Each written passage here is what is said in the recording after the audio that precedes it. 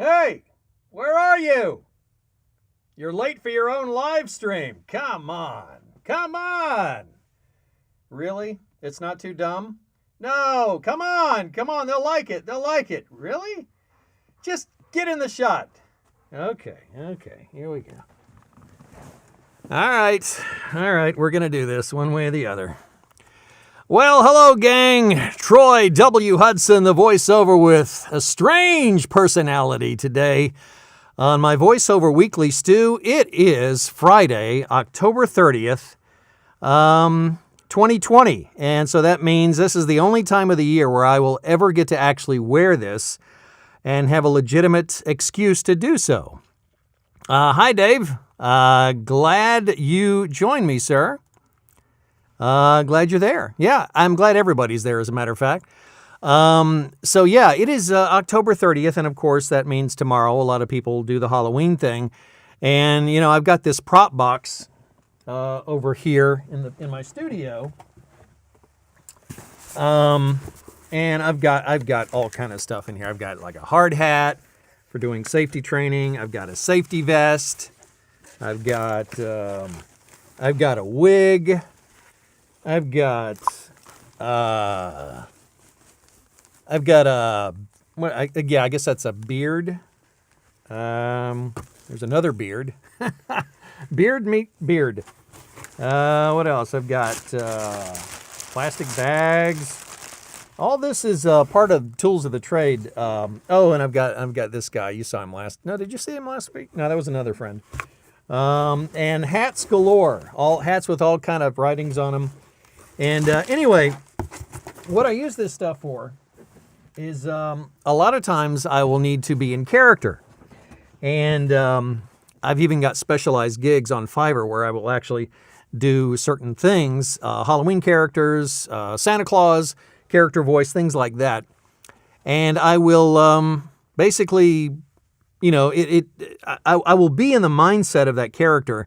And then to take it up just another notch, I will, you know, put on a mask or a hat or some article of clothing to just get into the mood of doing the particular voiceover. Animation stuff especially, it really, really helps. Especially if the producer or director does not send me an illustration or anything to go by. Have you had enough of this? Do I have enough for a poster frame for the video for YouTube?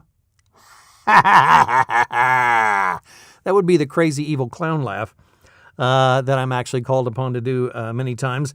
There's also the the dying sound. If you're tuning in just now, thank you for sticking with me this long. Troy W. Hudson, I am now officially taking this off. It's creepier without the hat, isn't it? I think so. And wow. It's really constraining on the eyes. It makes reading copy hard, but most of the time, reading copy is not really included with that. It's more like and sounds like that when you get to do things like that. So nonetheless, I need a sip of water after that. I have been wearing myself out today. I have on my calendar, welcome LinkedIn, welcome YouTube, and welcome folks on Facebook watching either on the live or on the replay. Thank you for spending a few minutes of your day or evening or whenever you're watching this. It is 5 o'clock on the East. It is 2 o'clock on the Pacific side of the USA. And there's something coming up next week. I'm not an election. I'm not sure what's scarier. Tomorrow or anyway. I promised you last week I was not going to get into politics, even though I had done some political commercials. I was not going to tell you who I did them for, and I had an opportunity actually yesterday. Got contacted by a client, and the only reason I didn't end up doing it was because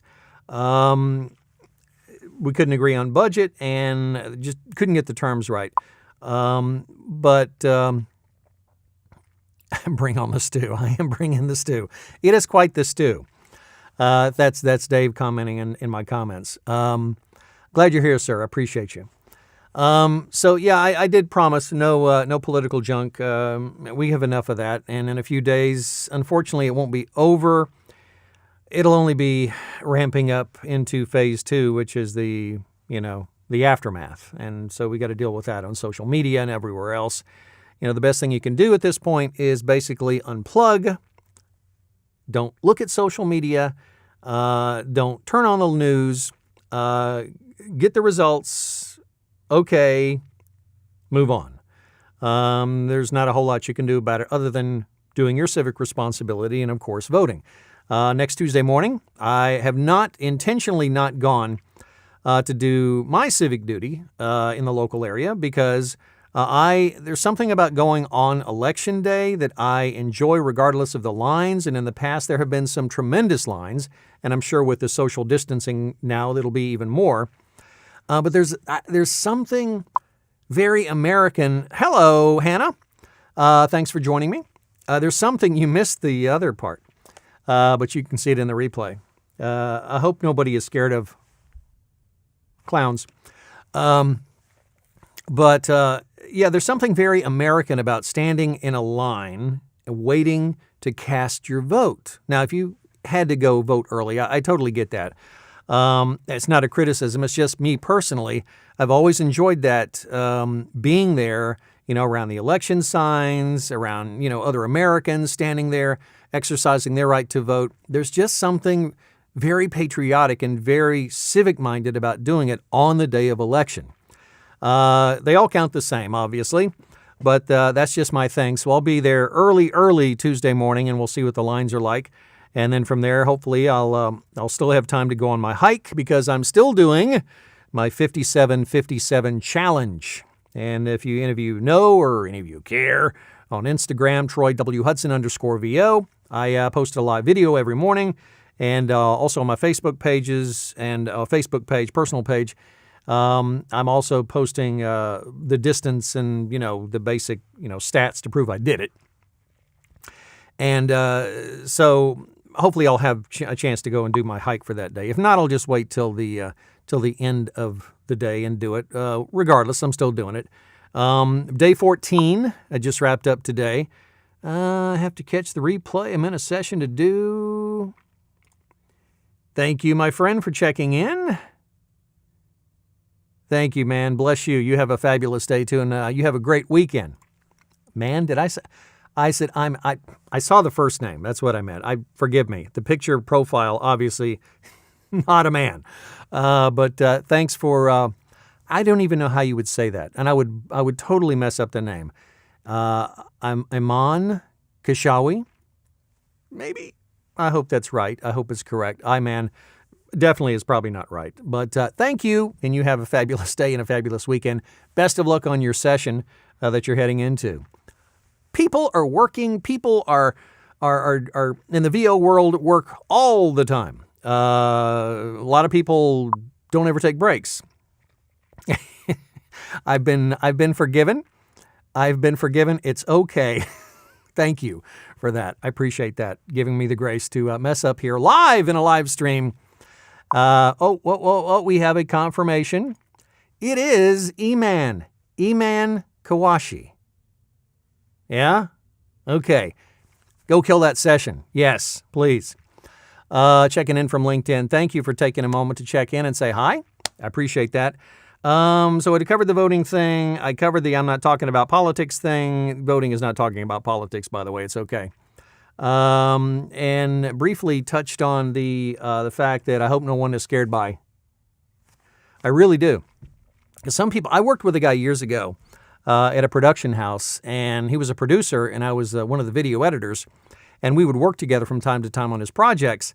And I found out, this is cruel, but I found out he had a phobia about clowns. And I know there's an official phobic word around fear of clowns or the thought of clowns. And I never got it as a kid. I mean, they were always like, I went to Ringling Brothers, Barnum and Bailey. I went to Ringling Brothers, Barnum and Bailey Circus every year. And the clowns were one of my favorite things, getting out of that little car and, blowing up stuff and running around with smoke and pies and the fake water, You bucket full of confetti into the audience. It was a good time. So clowns for me never had that association of, Pennywise. You know what I'm talking about. Sorry, Hannah. Hannah does not do clowns. Okay. So again, forgive me for this very insensitive story. This coworker of mine found out he did not like clowns. And I didn't realize, it was a big deal. I'd never heard of it, actually. And so I sent him a couple of email pictures of clowns. Not like happy clowns, but not happy clowns. Let's put it that way. We worked in the same building, obviously, and he was further down the hall. And I'll never forget the gasp and yell that came from the office down the hall. He was not happy. We ended up laughing about it, of course. But nonetheless, a lot of times it's really hard to relate to things that you're not personally afraid of. Now, there are some people close to me that will tell stories about me, about certain things that I'm freaked out by and that I assumed everybody was freaked out by. Let me just, before I go into that, just publicly apologize. Wayne, you know who you are. You're probably not watching, but I have said it publicly. Wayne, I'm sorry. I was not more compassionate about your clownophobia or whatever it's called. Childhood incidents. I don't know how it starts, but nonetheless, I thought it was a joke. We did end up laughing, but at the time it was cruel. It was cruel. So I'm sorry. And I'm not being facetious. I'm sorry. So my fear, since we're talking, fears and it's, pre-hollow, whatever it is, people close to me would only know this about a certain movie that I saw years ago, a scary movie, called The Ring. And it scared me a lot. And I was actually watching it with a couple of folks in the family, and they thought it would be funny since there's this one particular scene. What's it called? We always have experts in the audience. Calrophobia. Calrophobia. Maybe? Ben? Calrophobia. Okay, we'll go with that. Calrophobia, says Ben. I love having smarter people in the audience, which is basically pretty much all of them, than the host, which is why I don't have to think that hard, because there's wonderful people in the live stream right now telling me, giving me the words to say, almost like reading a script, like I don't have to be that smart. I just have to sound like I know what I'm talking about when I'm doing stuff like that. So yeah, the Ring. I can't just say The Ring because it's just like, oh, that's a fun show. That was a fun movie. No, there's the scene where, I don't know if you've seen the movie, but it's basically, I'm not going to tell the whole story because I'm going to get freaked out and have goosebumps and then have nightmares tonight, and that won't be good. But there's the scene where the crazy girl is climbing out of the TV and she's crawling across the floor and she's all wet and they speed it up. You know, that effect where they speed it up. Okay. Fear of clowns is coulrophobia. Coulrophobia. Coulrophobia. Impress your friends today. She's crawling across the floor.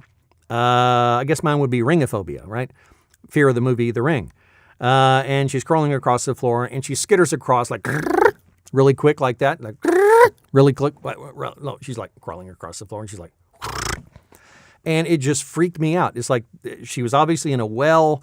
Then she was projected into a television set, and then she's across the floor, and it just, every time I saw it. And so these two lovely family members of mine, later that evening, after I was just like, and of course you watch it in the dark at night, you know, and everybody's just like, so I'm like looking around. I'm a grown man.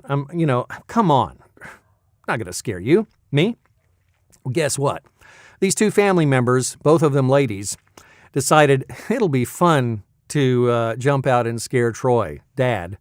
So they did indeed do that. I was in the laundry room either putting stuff in or taking stuff out, and there was another wall between us, and I turned around, and lo and behold, both of them sprung out at me unexpectedly and screamed or yelled or did something. I was already on edge, and I was just like, no! It got under my skin. So I understand messing with people and their fears is not a good thing. You know, had I been a highly trained SF or Army Ranger or Navy SEAL and had been trained to react in a very aggressive, reactive manner, things, would not have gone well for anyone doing that. But thank goodness I'm a mild-mannered, gentle soul, and I just kind of I think I screamed like a little girl. In fact, there are times that I wish I could get that pitch just right. I could get more work doing that crazy maniacal character, the really high-pitched, but, I can't get that. But nonetheless, the main point of that was just, being sensitive to people's fears. And it's not scary when you do it this way, because you realize, boys and girls, it's just a mask. It's just a string and a piece of rubber, and somebody painted these pretty blue colors on here, and there's a pretty red nose, and it's happy. And this is the frowny side, but this is the happy side. See the smile? See, look at the string. It's like a smile right there. It's smiling. Hi, I'm a friendly clown. So, the motivations come from all over. Like I said, the prop box is full of stuff. Sometimes you got to take that extra step to get there. Let me just go ahead and show you my calendar before I get into this curve ball of a show that was on track to just be a regular VoiceOver Weekly stew, and is going to be a lot more serious than what it has been already. We could easy to do that because of an email I got from a friend of mine that I've done production work with for the last couple of years. And first, let me just jump in to show you my calendar. I think I've got it here. Am I here? Yeah, there it is. The calendar for the week was started out light. Right there is, can you see that? I'm not sure you can see that. Sure, right there. Yeah, right there. Monday was rather light. I only had one project. Let me move this over a little bit so I can see what I'm pointing at. I had one small project on Fiverr. Tuesday morning, I had a robotics company I was doing a promotional voiceover for. Tuesday, I also started production. I believe it's book 8, could be book 7, of Tom Klobuchar's latest book, Marriage, Never Give Up. And Tom and I have worked together on, like I said, I think this may be book number 8. I'm not sure. I need to go back and look. But he contacted me on Upwork years ago, and I did a couple of business books for him, and they did kind of an autobiographical book he wrote about his dad. And then it evolved from that into another business book or two. And then finally, this latest one, his book on marriage, Never Give Up. I'm about 4 or 5 stories in it, and it's a collection of stories from married couples who have struggled and who have survived and did not choose divorce as the final nuclear option. And it's powerfully written, and it's deeply moving. Some of the stories I'm able to tell and recount. So I've started that, and these orange blocks here and here and here and here. Times I've worked on it, and it's due in about 2 or 3 weeks. It's about a 38,000 word manuscript, and I've not done an audiobook in a while, and so it's a different beast. Meaning it takes consistency, it takes an even tone, it takes not getting lost in the copy, if that makes any sense. Meaning that you need to match the tone that you were reading at from previous times. B, you need to sometimes read ahead to see what's going on to kind of gauge your emotion when you're reading it. Is this going to be a sad story? Is this going to be a story of triumph? What's involved in that? And sometimes it's just better to read it cold because you're getting it just like you would be getting it if you were reading it and doing it out loud to yourself. So most of the time I like to do that. Just read it cold. There are exceptions to that. But with Tom's books, they're so well written. They really are. Tom Klobuchar, you can find him on Amazon, see some of his other stories. And he's got a website, I believe, Talks with Tom. And he's the owner also of a Chicago-based office furniture and design facility. I believe it's called Thomas Interiors is what it's called. But he's an amazing author. Let me jump back into the calendar. Another Fiverr project on Wednesday. A wonderful client from Boselman Enterprises. I do the Tommy Guns restaurant and bistro commercials. And the character is Tommy Guns. So I do Tommy Guns. Hey, this is Tommy Guns. There's nothing dry about it. Do the radio commercials, and then of course I do the basic announcer telling the story of what the offers are. And Tommy Guns has brick oven pizza. Brick oven pizza now at Tommy Guns Bistro. And that's kind of the commercial voice. And then I do, hey, it's Tommy over here at Tommy Guns. And then mix them together, and then we come out with a 30-second radio spot, 1 to 2 every, it depends on the events they got going on. RMIT. Oh, RMIT. I know what that is. That was for a Vietnamese technology company. It's a school that I did a promo voiceover for. I can't wait to see the video because they actually had the raw, and then they had a woman's voice as the scratch track, which is just kind of a temporary audio track that a producer, director, or editor will put there as a place mark. As a placement for the final thing. I didn't have to sync it, so I didn't have to time it to that. Just had to have the right energy and vibe. I had a couple of revisions. They kept saying fun and animated and quirky, but in the end, what they wanted was just basically me reading it with a little bit of energy and not kind of quirky and kind of like trying to be a college kid and, Kino, dude. And that's not how college kids talk, apparently. There was another product video. More audiobook production on Thursday. Yeah, those were the revisions for the RMIT Science and Technology School in Vietnam, I think is what it was. Always cool to work with producers all over the world and see the talent. Just phenomenal talent on this planet. They're Pinnacle 3, that's right. Yeah, Pinnacle 3.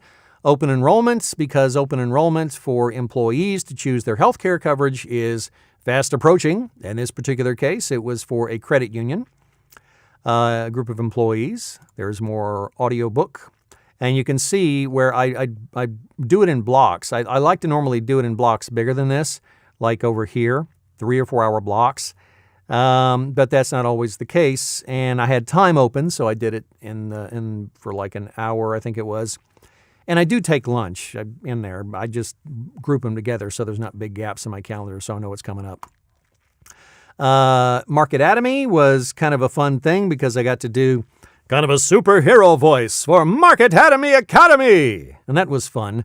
They said just cheese it up as much as you want. And the queso went on, buddy. Cheese spread was spread mighty thick in that particular case.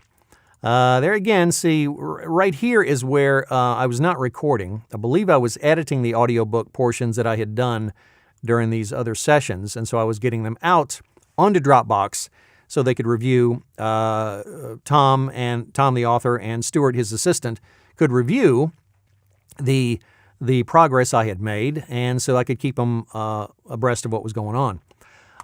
This is something that comes along once, right here on my calendar, WOD 25 from Volley Inc. And that is something that if you are on Amazon, one of the word of the day, what is it called? It's not an app.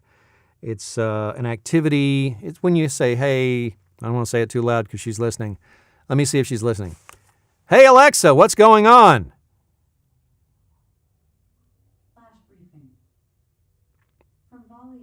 Oh, she's going to play it. I don't know if you can hear this or not. Word of the day is meet. M-E-T-E. Meet is a verb that means to measure or dole out. Our word of the day comes from an Old English word that means to allot or measure. Hey, Alexa, stop.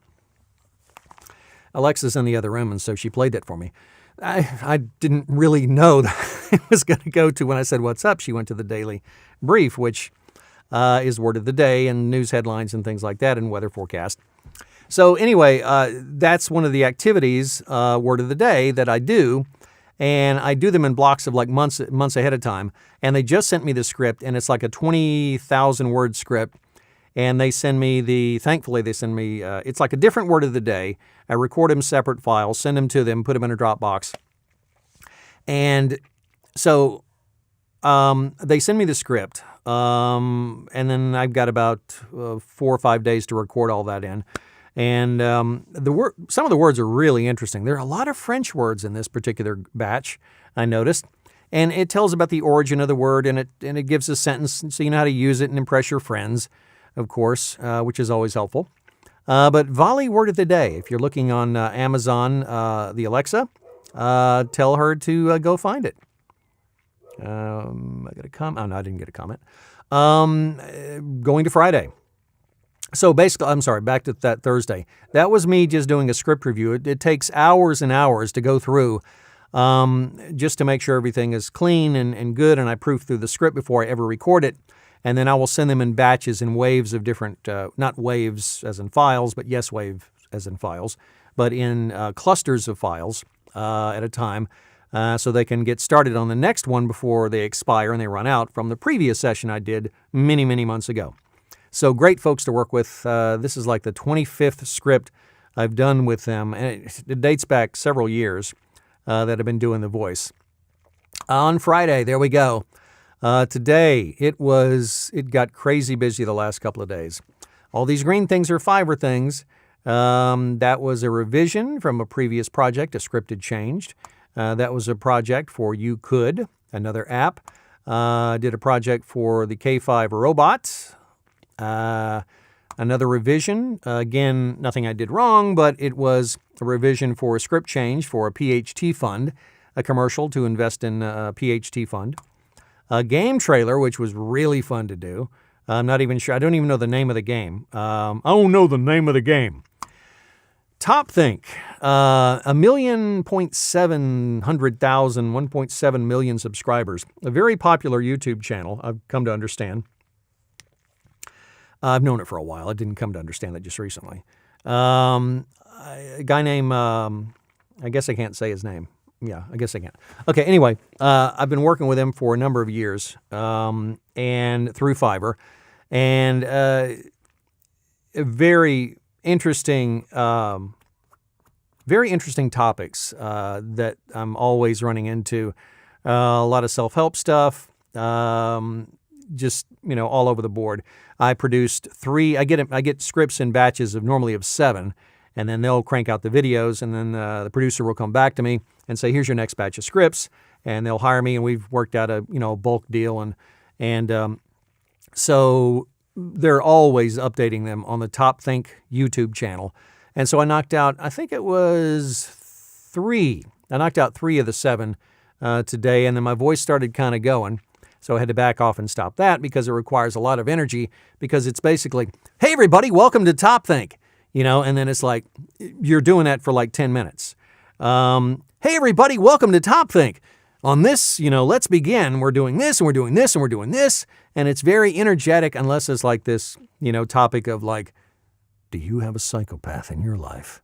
Here's ways to recognize it. The heavier, more dramatic topics, then that's a different thing. But in most cases, it's upbeat. It's like relational stuff. And so anyway, I kind of I lost the energy on that one, so I'll crank the rest of those out tomorrow on Saturday.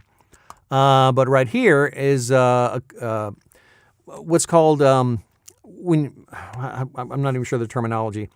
This project was for a client I've been doing working with for like 3 or 4 years, and they have like these automated questions where it's like investigative questions when you would call and have to go through a quiz on the phone.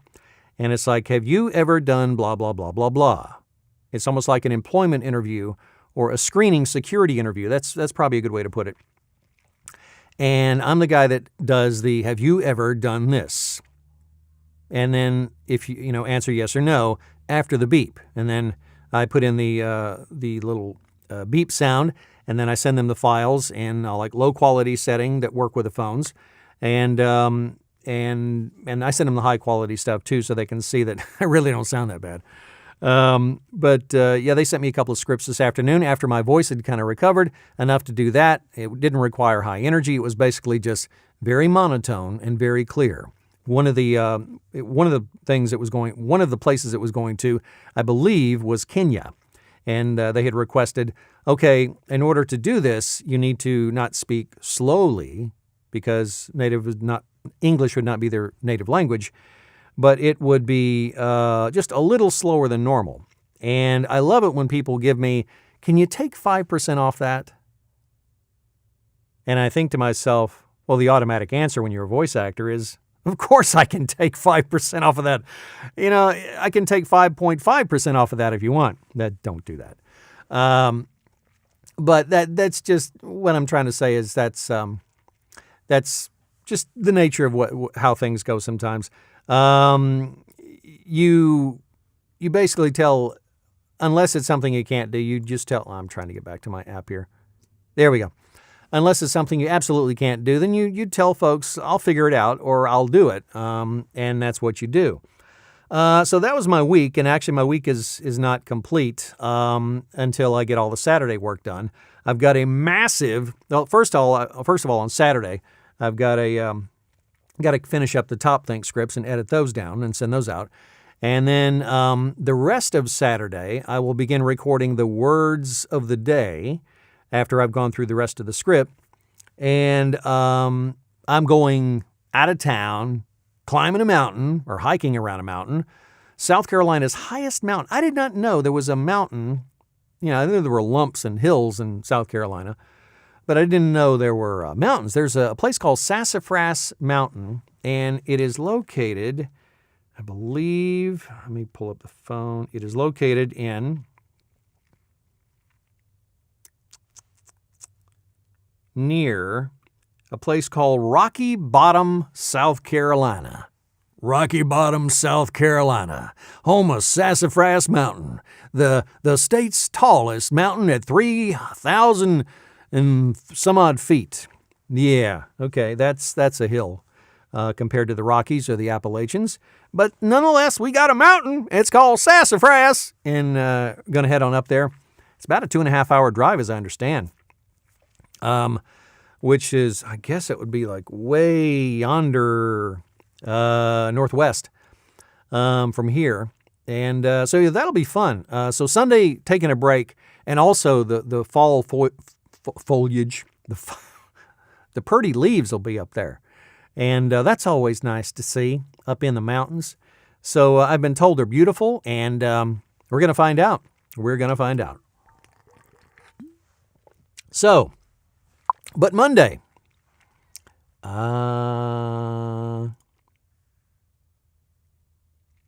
yep, they are. It's been a while since I've been in the mountain. I'm on I-40 and I'm going across to Tennessee or places westward.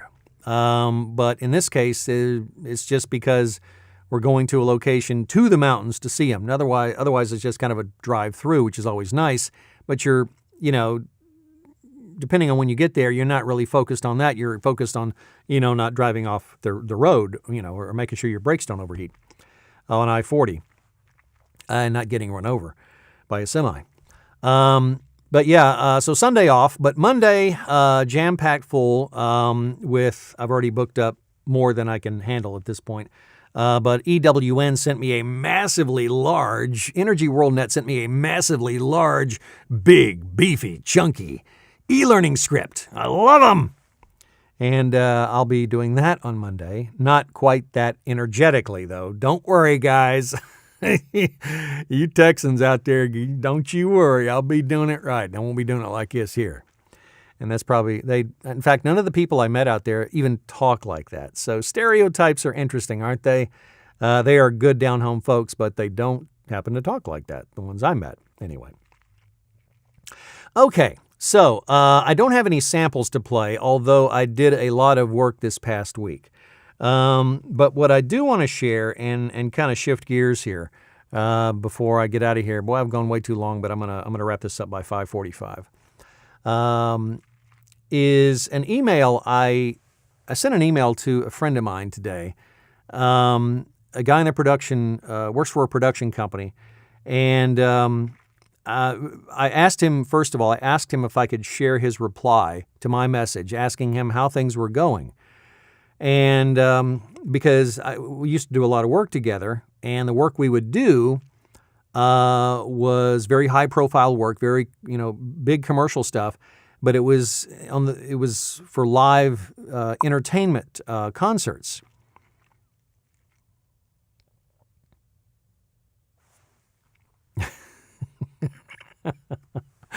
Tammy, you watched an episode. I promise I'll get back to the serious stuff. I just have to put this up. You watched an episode of some British show, and a girl in there did the worst Texas accent ever. I can't imagine a British person. Anyway, but back to my friend who happens to actually be, this is ironic. He actually happens to work for a company in Texas. Beyond that, I told him I would not share his identity or the name of the company, but he did allow me permission to share his reply. And the gist of it is that while a lot of people, including myself, in the voice acting and in the media industry, have not been adversely affected by COVID, and here we are into like the 7th month officially before everything kind of shut down. We're at the tail end of October, going into the final weekend, and for a lot of us, we have not been adversely affected. But for a lot of other folks, I've come to find out they have been affected. And this particular gentleman who works for a production company in Texas shared with me just how affected things have been, because so much of their business was focused on live events and concerts and promotional stuff for that. And so I want to get to the email real quick. I think I copied and pasted it here. There it is. Again, I'm not sharing names. I'm not doing anything.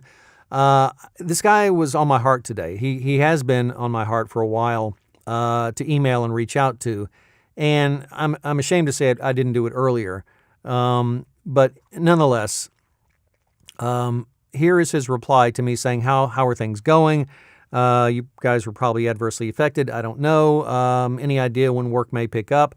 I don't want to sound self-serving, but just kind of checking in to see, because we used to do a lot of work together. How are things? And this was his reply. And this, I'm going to read it as close to word for word as I can, because it just shook me up when I read it.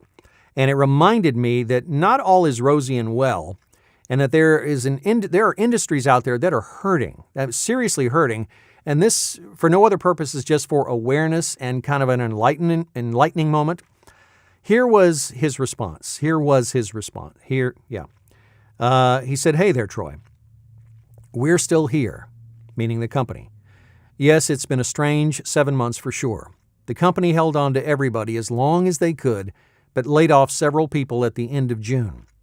One of the people I did work with a lot, he names them by name, being one of them. I survived that round, but I'm not sure what to expect from the future. We're basically holding on to a little bit more than a skeleton crew and just waiting for things to pick back up. We've had a few things here and there, but nothing like it was, obviously." And again, because live events, concerts, just so much of it that went away and has not rebounded yet in the entertainment business. "Honestly, I don't know what to expect.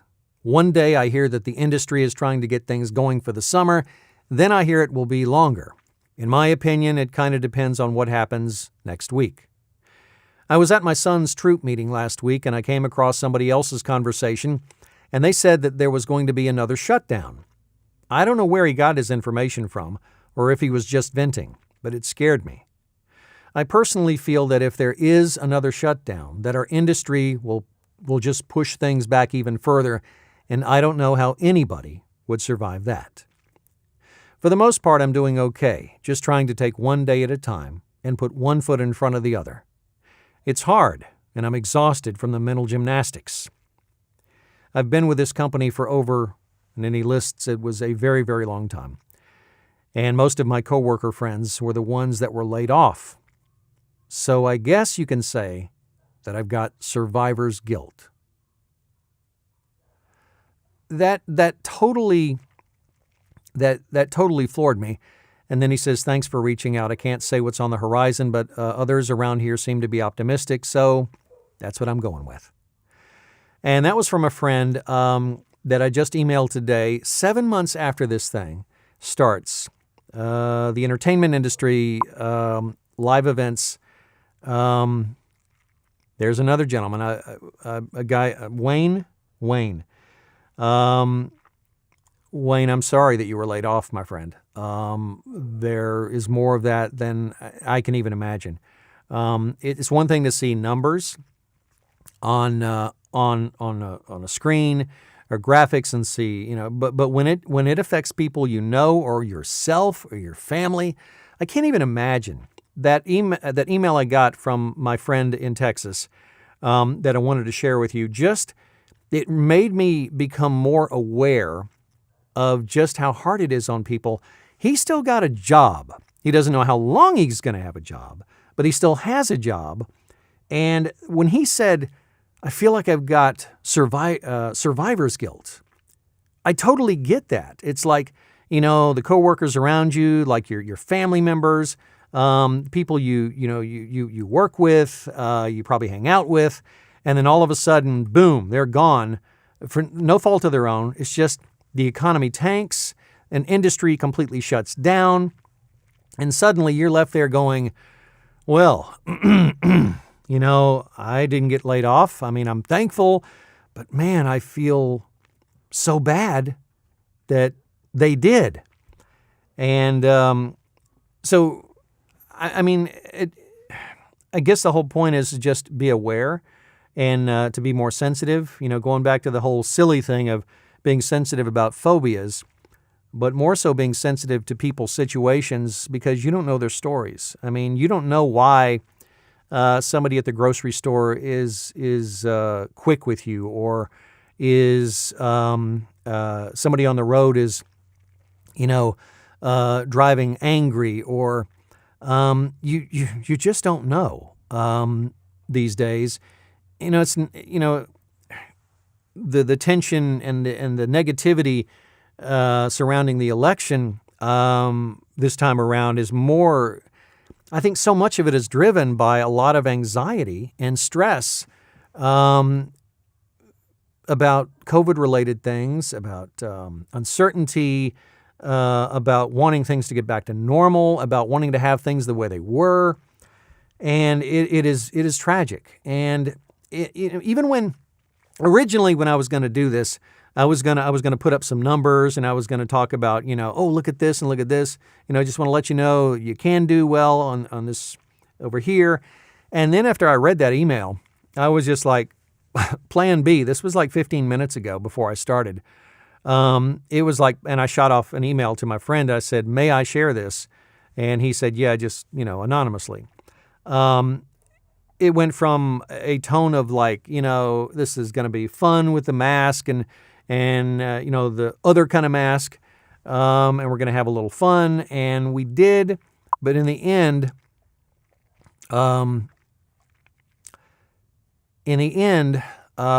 it bring it back to the human factor. There are people that are sitting, not knowing how they're going to get their bills paid. There are people, and I'm not trying to be a downer here. I'm just, there's life outside my little padded room, and sometimes, I don't know about you, but I forget. I really do. I'm like zoning in on what I got to do. You saw the calendar. I'm looking at what I have to do, and I'm looking at my little world, and I don't watch a lot of news, but I do hear stories. I do hear sad things. But when you know somebody that's having a hard time, that's really stressed and anxious, and an entire industry is just like racked, and just you don't know if it's coming back, and if they're going to have a job, and this guy's feeling guilty because he's got a job because his friends don't. That is a tough situation, ladies and gentlemen. And all I can say is, and it shook me to the point of all I can say is, what can I do? And that is to pray for relief and for this thing to be over with, and for my friend and his coworkers that weren't as fortunate to have kept their job to find other opportunities, to just God's peace upon their life, and strength to get through what must be an extremely difficult time. I mean, some of these folks he was talking about got laid off back in June, and so I really think that is the appropriate thing to do, because this thing is nasty. I've heard stories of it's not going to go away as far as the restrictions and the wintertime coming. I choose to believe. I'm a very positive, optimistic person. So this, even broaching this subject and going in a direction I didn't even expect to go in today, it's very bizarre for me to be talking about something like this because I normally don't. I'm aware, but I'm not vocalizing it. So where am I going with this? I guess where I'm going with this, and I did this way back. I did this way back in one of my first stews, and I was hesitant to do it because I know that a lot of people have different beliefs, and I know that a lot of people put it flat out, they don't believe in God.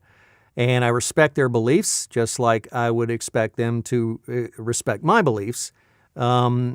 It's unfortunate, it's sad, but it is what it is. And so that doesn't mean that I can't share who I am, because that would be lying. And so obviously, if you've watched me for any amount of time, you know that I'm a Christian, that Jesus Christ is my Lord and Savior, and that I am not ashamed to say that. But I'm also sensitive to the fact that people are so easily offended these days. But Jesus said, you better not be, you best not be offended to speak out my name. Don't be embarrassed to profess your faith, but do it in love. And so what I think I want to do right now is not for show. It's not for any other reason, but just collectively for anybody that's watching that is having a hard time, that is facing difficulties, that still 7 months into this, they don't know what's going to happen next week, next month. They're hoping things will get better. I just want to offer up a prayer, a short prayer, and I'll just close it out with that. I appreciate you being with me today.